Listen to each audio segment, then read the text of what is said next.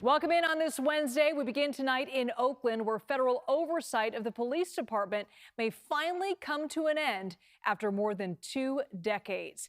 It was all the way back in 2003 that shocking allegations of brutality and misconduct against a group of officers ended in a historic settlement.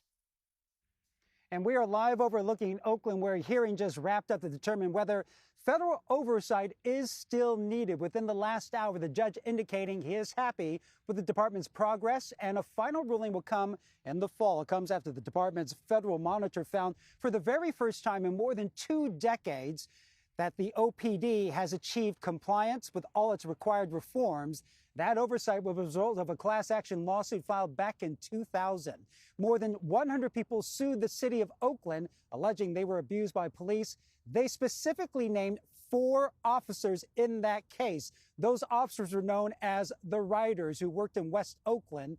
The allegations included racial profiling, assault, kidnapping, falsifying reports, and planting evidence. And in 2003, the city of Oakland agreed to a settlement that included a nearly $11 million payment and the placement of the police department under federal oversight. Now, 23 years later, a federal judge is very close to deciding whether that oversight can come to an end. John Ramos spoke with one of the attorneys who filed the original lawsuit about where things stand and what happens next.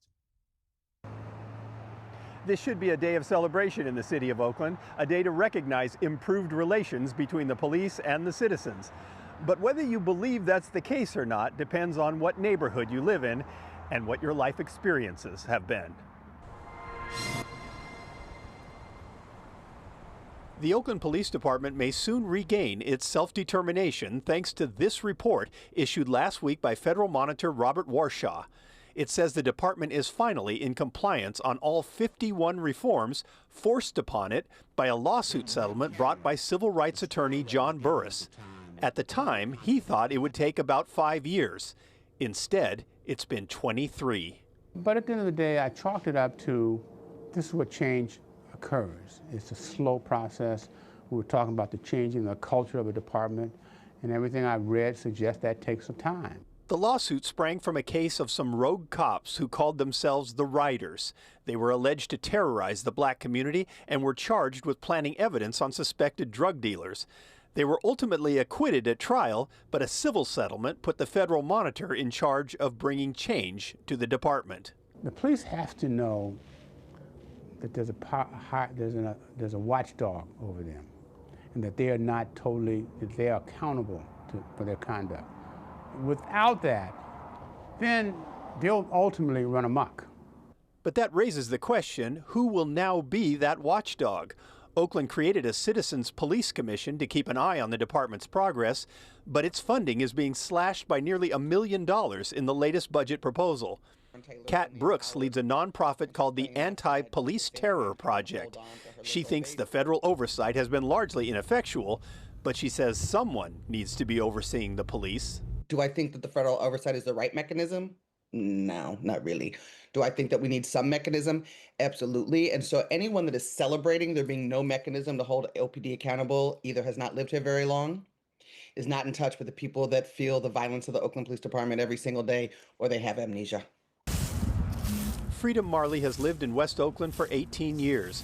She doesn't see a better relationship with law enforcement in her neighborhood and says if the police have stopped being aggressive, it's because they're now apathetic. I believe the police in the community have become numb to one another, and it could be because of the budget cuts, but when it wasn't the budget cuts, it seemed like that they were acting out even more, and I believe because of the budget cuts, they just don't care.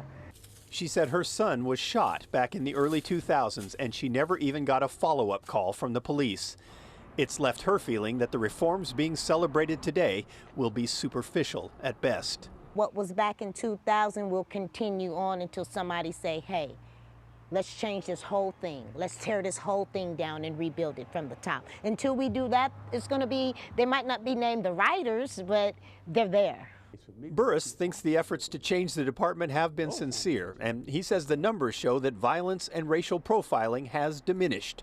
But he agrees that there needs to be someone monitoring the operation to make sure that history doesn't repeat itself.